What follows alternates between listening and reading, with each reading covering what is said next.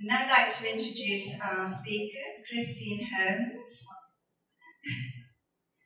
Christine is going to talk to us about being High Sheriff for a year. The position of High Sheriff is the second oldest secular office in the country. She will endeavour to explain its history and how she worked to maintain its status and dignity whilst making it more relevant to the 21st century. We give a warm welcome to Christine.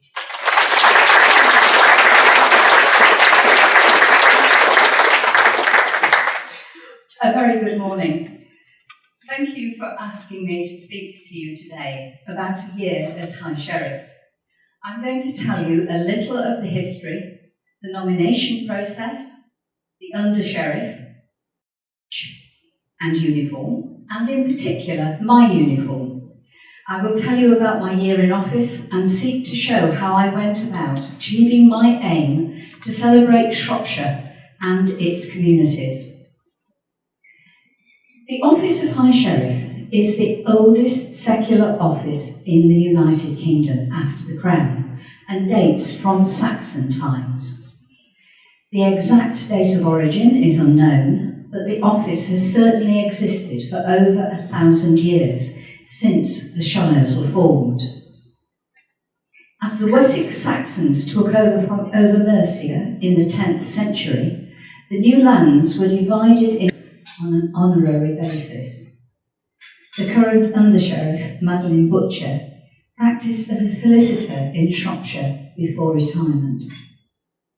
And the Under-Sheriff provides a degree of continuity that is invaluable to a High Sheriff, who has only a single year in which to learn and perform the role. This continuity is of particular importance where annual or recurrent events are concerned. For example, the annual legal service that I will tell you about later. High Sheriffs hold the rare privilege to use the royal crown to symbolise their ancient office. This permission has been in place since 1991, when the Queen issued her royal licence and authority for the Shrewsbury Association of England and Wales to incorporate the royal crown in its arms and badge. The crown has an ermine border around its base to symbolise the judiciary.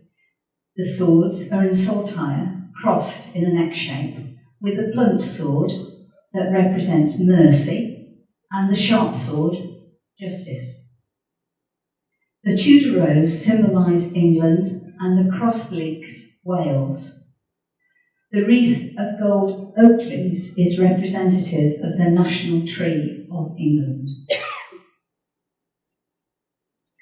It is usual for a High Sheriff to appoint a chaplain to support them during their year in office. This is not essential, and as the Shrewsbury has become more diverse, some High Sheriffs do not make an appointment. I asked the rector of the church in whose parish I reside to be my chaplain, and he accepted. This is my chaplain, Reverend Andrew Knight, who is rector of St Giles, Shrewsbury, with St Earta's Action.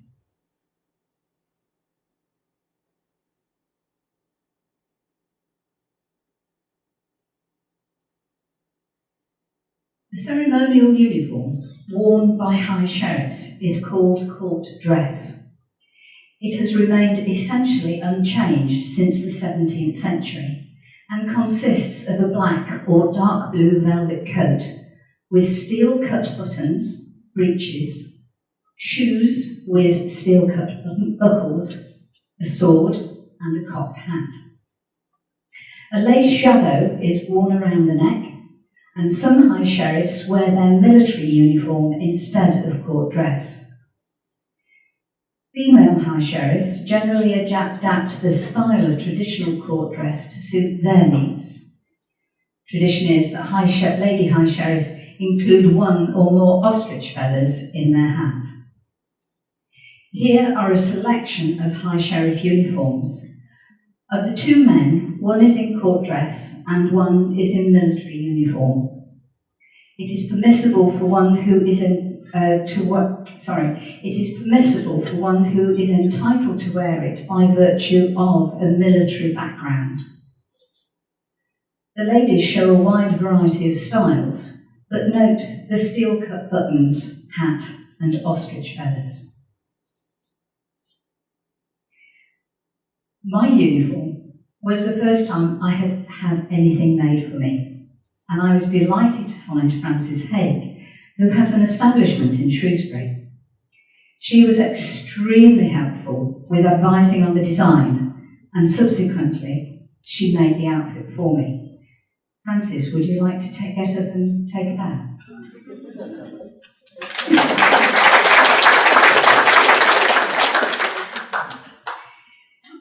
Just getting the right material and accessories was a real challenge. The steel-cut buttons for the jacket are now quite rare, not having been manufactured since the mid-1920s, although there are some modern replicas available. It took many months of searching to find the buttons, which were eventually sourced from an online button specialist. The velvet was also a problem. I had decided that I wanted a deep red, maroon colour, and Frances commented that most Lady High Sheriff uniforms were of what she called railway engine colours. She meant the colour of old steam engines, deep navy blue, deep green, or dark red. My husband suggested that we use crimson lake, once a familiar sight on steam engines in our county, and so it came to pass. The velvet supplier of choice for High Sheriffs is Joel & Sons Fabrics, situated just off Edgware Road in London. Now, the outside does not give great promise. A 60s building situated on a tatty road that has regular street markets. However, once inside, it is a treasure trove, and the staff know their fabrics backwards. I was advised that only cotton velvet would do. Silk velvet would mark too easily and is no good in the rain. Nylon would be too hot and sticky. So the choice was made and the fabric obtained for Frances to work her magic. I don't have any antique lace handed down from family, and a search of second-hand shops proved fruitless.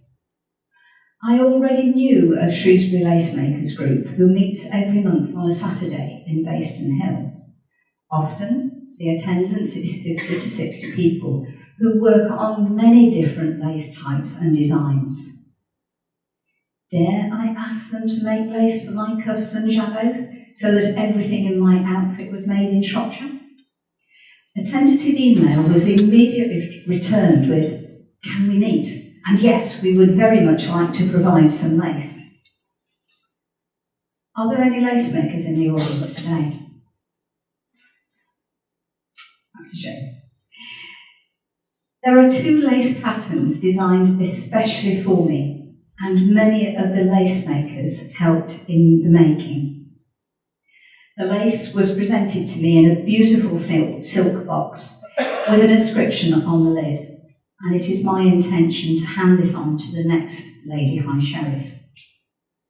The generosity, the exquisite workmanship and humour of the group will remain with me always. The sourcing of the ostrich feathers also proved an adventure. I discovered, believe it or not, an ostrich feather company located in Stamford, Lincolnshire. Think small, old, industrial unit filled with feathers of all types for the theatre industry.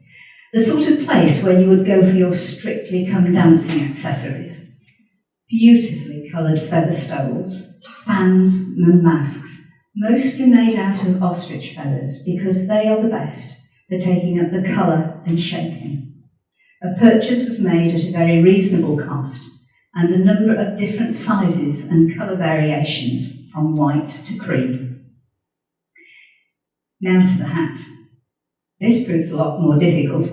The hat had to be really robust, capable of withstanding rain, wind, and people sitting on it.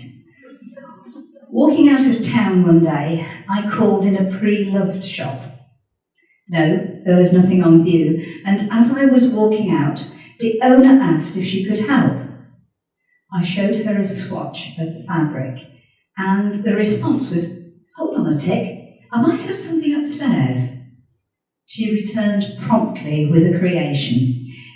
"Take this with you," she said, "and if it's the right one, call in and pay, or bring the hat back." Now that's what I call service. There's the hat. The feisty felters of Shropshire made me a felt hat for cold days, and it has become a favourite of mine in retirement. This hat was shown on a previous slide. Lady High Sheriffs do not carry their sword, but have it carried for them in ceremonial duties. Many borrow a sword, and I don't have any swashbuckling family members to borrow a sword from, but I do have a friend who casually said that he knew a Mr. Pooley and would be very happy to make an introduction should I want a sword. Did I want a sword? Not really, but my friend advised me that a visit to Mr. Pooley's workshops in Shoreham was historically very interesting and worthwhile. So a time and date was arranged. I was assured that there would be no pressure to buy, and we arrived to be greeted by Mr. Pooley himself. I had the most informative and fun time imaginable amongst a host of swords. I fell in love with and bought a ceremonial sword made around 1920 by Wilkinson Sword. This is at Shoreham Airport with Robert Pooley, displaying my new sword, and he agreed for it to be engraved with my personal marks once I had decided what I wanted, and the sword was returned several months later, and the result can be seen on display at the front.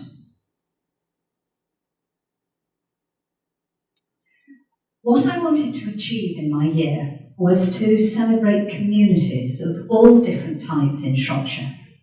And I started by inviting the community with which I lived, worked, and brought my children up to make my declaration at the Crown Court. In order to take office, a High Sheriff has to make a declaration laid down in the Sheriffs Act of 1887, and for it to be witnessed either by a Justice of the Peace or a High Court judge. I was fortunate enough to persuade High Court Judge Mr. Justice Haddon Cave to hear my declaration.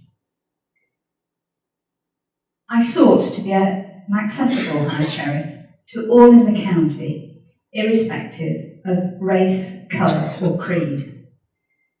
To find other communities, I sought out many different voluntary and statutory organisations working in communities all over Shropshire. What I found is impossible to describe with enough empathy. To be in a position to thank them and tell them how important they were in our communities was a privilege. Celebrations to be remembered are the installation of the Bishop of Lichfield, the Queen's 90th birthday parties, RAF Cosford Air Show, a helicopter ride over Shropshire from RAF Shrewsbury, and carol services at Shrewsbury Cattle Market and Hereford Cathedral. What an unforgettable year I had. It is such a privilege to be High Sheriff. So many doors that are normally closed become open, and the welcomes received wherever I went were tremendous. I am a magistrate, and so I am familiar with the criminal justice system. In my year, I visited courts, prisons, probation, witness and victim services, and had Crown Court judges and district judges. I'm going to have a piece of this drink, sorry. And district judges round for tea. But this was not the focus of my journey of discovery.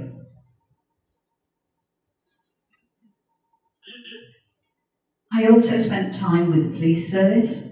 There were many visits to headquarters at Hindley Hall, and the chief constables were most welcoming and facilitated for me a greater depth of understanding of how the modern police force works. I visited both main stations in Shropshire at Shrewsbury and Telford to see local initiatives to keep people safe and to reduce recidivism. And I had fun with the police cadets. Excuse me.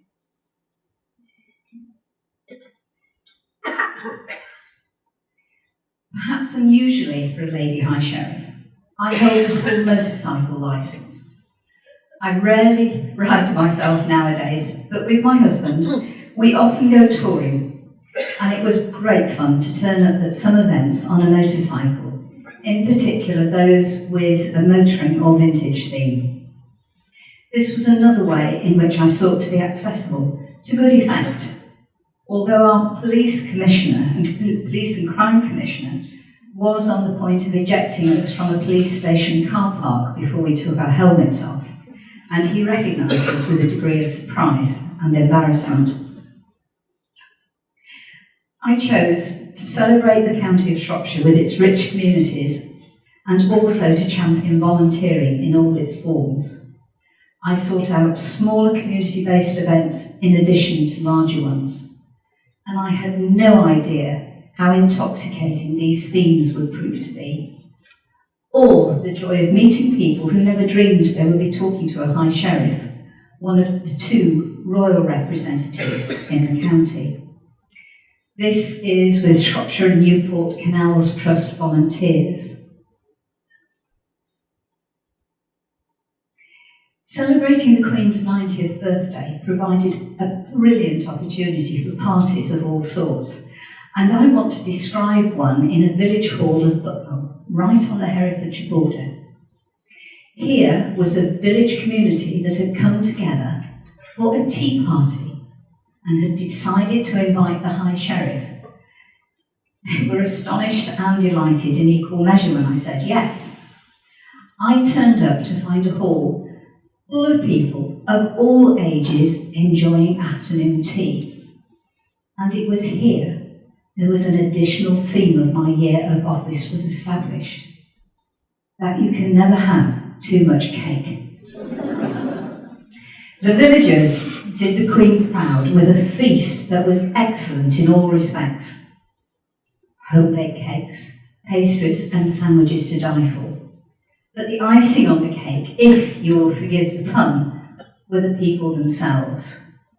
A vibrant community, enjoying a day together with all ages, from children to octogenarians. Everyone was involved and contributing. It was lovely to be able to go around and chat with lots of them, and it was here that I first recognised something that I have found to be endemic in Shropshire: the serial volunteer. Individuals do not just help with the village hall. They run a community cafe, run at the church. They are raising money for a memorial. They are first responders in a remote location. They had just raised £800 for the air ambulance.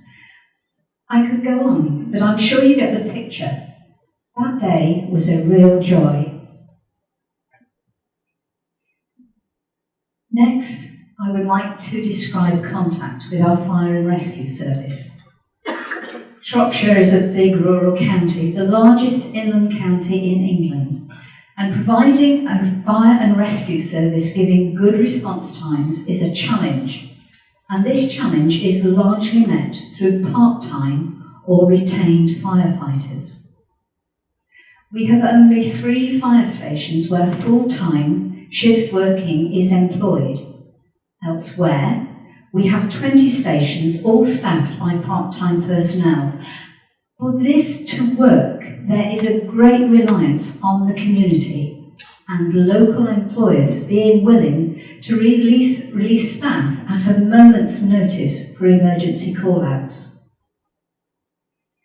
I had the privilege of being asked to rededicate the retained station at Baschurch after refurbishment work.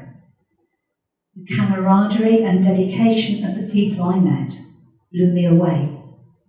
They are a tremendous bunch of people who know each other intimately and, more importantly, trust each other in difficult and potentially dangerous situations that they may face. I also visited Headquarters Station in Shrewsbury and another retained station in Ellesmere. At each, I was impressed by the professionalism and dedication of the firefighters I met, including, I'm pleased to report, quite a few women. At the fire service headquarters, they have an unusual desire to cut unsuspecting visitors out of a crashed car. And so I was duly rescued, and in a very professional manner, I may add. As a reward, I was taken up in the Elk to get a view of Shropshire, and it was a lovely view to behold. My knowledge of the military was close to zero. Getting to know the military activity in the county was most enjoyable.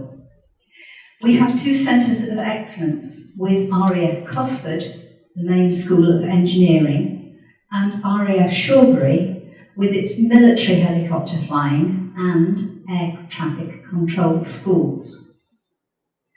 Both station commanders made me very welcome, and I particularly enjoyed a helicopter tour of the county from Shrewsbury, where I was allowed to tell the pilot where I wanted to go. We did not manage the entire county, but not far short. But the real delight were the cadets from all three armed services. I had mistakenly believed that the cadets were simply a means of recruiting. How wrong I was. Although a fair number of cadets progress to a military career, there is no pressure placed upon them to do this, and a majority do not. In fact, the cadets are a brilliant youth organisation, helping to provide life skills for our young people using a military setting. I came across so many stories of our youngsters whose lives had been transformed by joining the cadets. Often, these young people had had difficult lives, and some had been on the brink of criminality. The excellence of cadet leaders, the military discipline operated entirely fairly, and the opportunity to develop skills and friendships and get real qualifications were all factors in the successes that I saw. The cadet leaders deserve special recognition because I found them all to be volunteers. I had always associated the military uniform with paid military service, but again, I was wrong. These people give their time for free, usually 2 nights a week, plus regular weekend exercises, and an annual 2-week summer camp. Tremendous. And this slide is at a celebration for the retiring County Army Cadet Commander. I made a number of visits to the National Memorial Arboretum at Ariwas in next-door Staffordshire.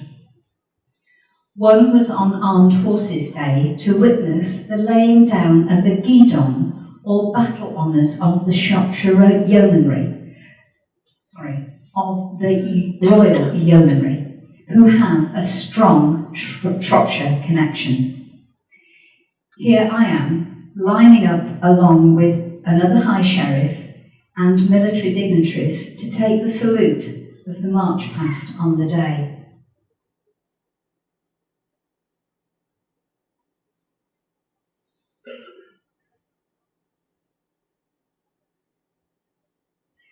I spent a lot of time trying to get to see and experience volunteers in action across the county.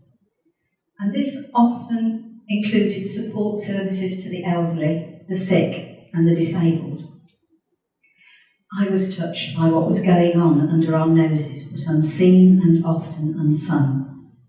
Highlights include a young carer, aged 7 years old, who was responsible for checking his disabled, diabetic, ex-military father's blood sugar levels daily.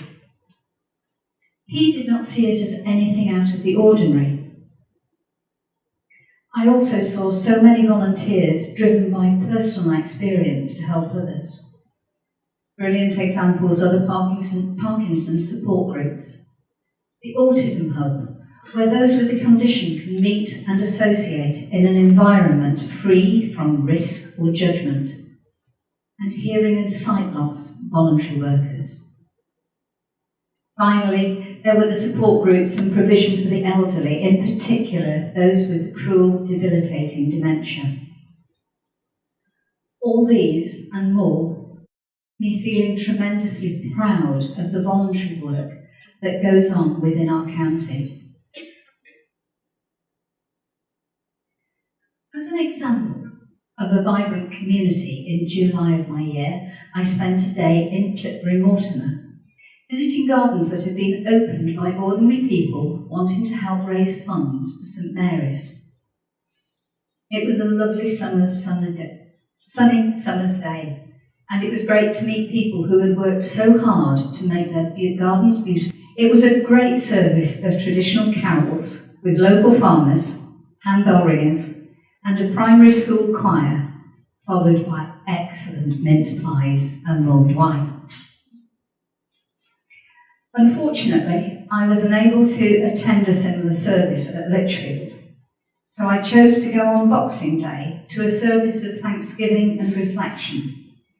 And this proved equally uplifting, but in a very different way. It was also the perfect means to come down to earth after the excesses of Christmas. The cathedral looked a picture and had an impressive host of paper angels hanging around the building. The day was clear, bright and crisp, and the cathedral and close looked stunning. Inside, the stained glass windows sparkled like jewels. I could not tell you about my year without mentioning the Shropshire Federation of Young Farmers Clubs. They are an organisation comprising 18 local clubs with over 900 members. They've recently been awarded the Queen's Award for Voluntary Service for their excellence, self-sufficiency and record of charity fundraising, around £20,000 annually in recent years. Their carol service was at St Lawrence's in Ludlow, and the aim was to get as many Shropshire clubs involved as possible. It worked superbly, with lots of presentations and singing by both soloists and groups. And because it was young farmers, the mince pies and mulled wine were to die for.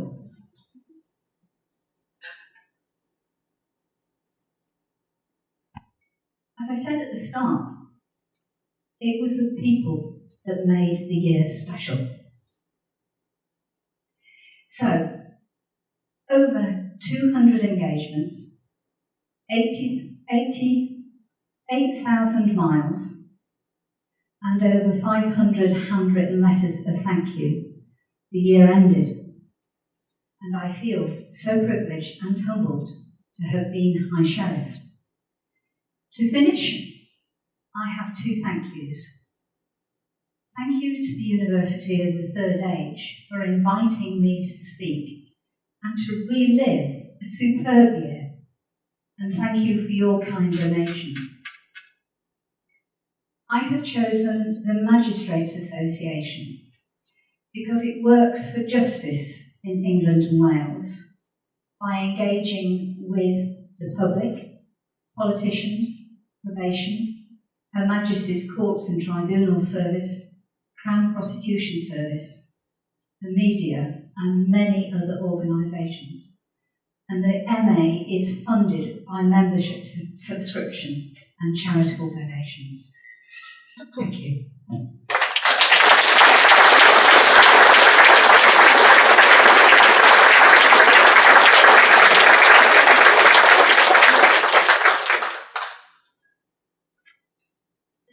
Have any questions at all?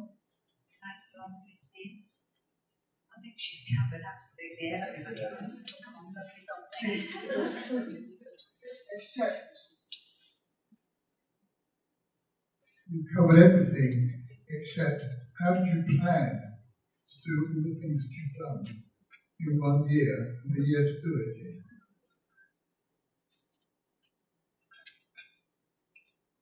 Essentially, you need a very good other half who's good at emailing and things like that. That's how we planned. We had a calendar which just had everything on. If it wasn't on the calendar, it wasn't going to be done.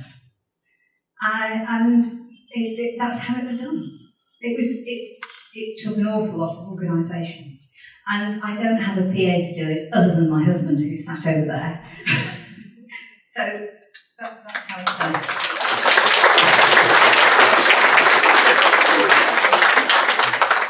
Any more questions? Well, how did you get around the county? Are you driving yourself or do you have a chauffeur?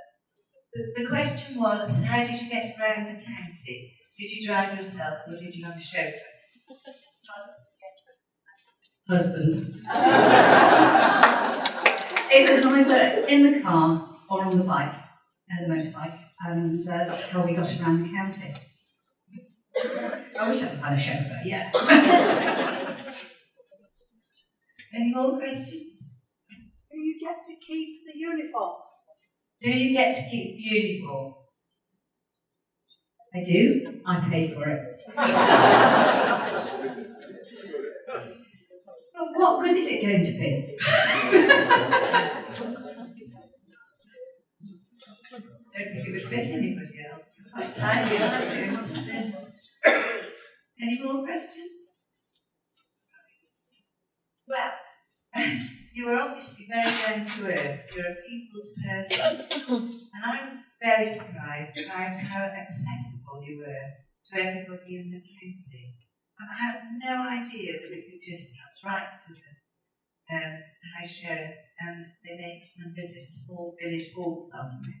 So absolutely worth knowing. I bet you were really relieved that the death penalty had been abolished.